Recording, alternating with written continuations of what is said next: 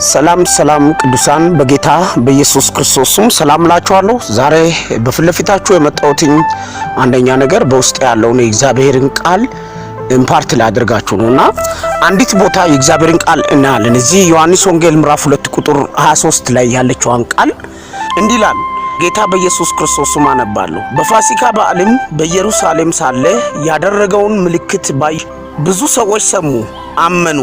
ነገር ግን ኢየሱስ ሰዎችን ሁሉ ያውቅ ነበርና ስለ ሰው ማንም ሊመሰክርለት አስፈልገውም ነበርና አይታመንባቸውም፣ ራሱ በሰው ያለውን ያውቅ ነበርና ይላል። በዚህ ቦታ ላይ የእግዚአብሔር ቃል ሲናገር በፋሲካ በዓል በኢየሩሳሌም ሳለ ያደረገው ምልክት ወይንም ባዩ ጊዜ ብዙ ሰዎች በስሙ አመኑ ይላል። ያደረገው ምልክት ኢየሱስ ያደረገው ምልክት ስላዩ አመኑ። ኢየሱስ በሕይወቱ ላይ ሲያደርግ የነበረውን ሲራመድ ወይንም ሲያስተምር ሲያደርግ የነበረውን ነገር አዩ፣ አመኑ ይላል። ነገር ግን ይላል ቁጥር 25 እና 24 ላይ ያለው የእግዚአብሔር ቃል ሲናገር ነገር ግን ኢየሱስ ሰዎችን ሁሉ ያውቅ ነበር። ይመኑት እንጂ ይከተሉት እንጂ ምን በውስጣቸው እንዳለ ኢየሱስ ራሱ ያውቅ ነበር። በእነሱ ውስጥ ያለውን ሰዎችን ሁሉ ያውቅ ነበር ይልና ስለ ሰው ማንም ሊመሰክርለት አያስፈልገውም ነበር። አይታመንባቸውም። ይመኑ እንጂ ኢየሱስ አያምናቸውም፣ አይታመንባቸውም። ለምን? እያመኑ መስለው ኢየሱስን ለመጉዳት የሚከተሉ አሉ፣ ለማጥፋት የሚከተሉ አሉ።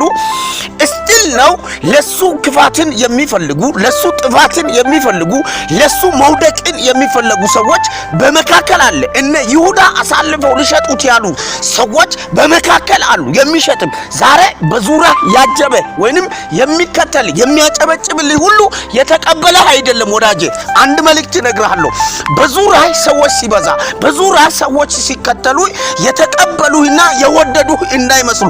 በዛው ልክ ክፋትን የሚያስብ አለ፣ በዛው ልክ አሳልፎ የሚሰጥ አለ። ለምን? ኢየሱስን ልክ እንደዛው አሳልፈው ሊሰጡት ይከተሉ። ምክንያት የሚፈልጉበት ሰዎች ነበሩ። የሱን ምክንያት ሊከሱት ሊያጠፉት የሚፈልጉ ሰዎች ነበሩ። ኢየሱስ ራሱ ግን አይታመንባቸውም ወዳጄ። የተጠጋይ ሁሉ ወዳጄ አይደለም፣ የቀረበ ሁሉ ወዳጄ አይደለም። ይሄንን መልእክት ለምትሰማኝ ሁሉ ያው እግዚአብሔር ምስክሬ ነው፣ ያጀበይ ሁሉ ከዛ ውስጥ ይውዳል። አንድ መልእክት ልንገሬ። ኢየሱስ ራሱ በሰው ውስጥ ያለውን ያውቅ ነበር ይልና ሰው ምንም ሊመሰክርለት አያስፈልገውም። ነገር ግን አለ አይታመንባቸውም ነበር። ራሱ በሰው ያለውን ያውቃል። ራሱ በሰው ያለውን ያውቃል። እንዲህ ብዬ ልጸልይላችሁ በጌታ በኢየሱስ ክርስቶስ ክፉንና መልካሙን የምትለዩበት መንፈስ እግዚአብሔር በላያችሁ ላይ ያድርግ። እግዚአብሔር በሕይወታችሁ፣ በዘመናችሁ፣ በኑሯችሁ፣ በቤታችሁ፣ በትዳራችሁ እግዚአብሔር ይህንን የመለየት መንፈስ ይስጣችሁ። ተባረኩ። ወዳችኋለሁ።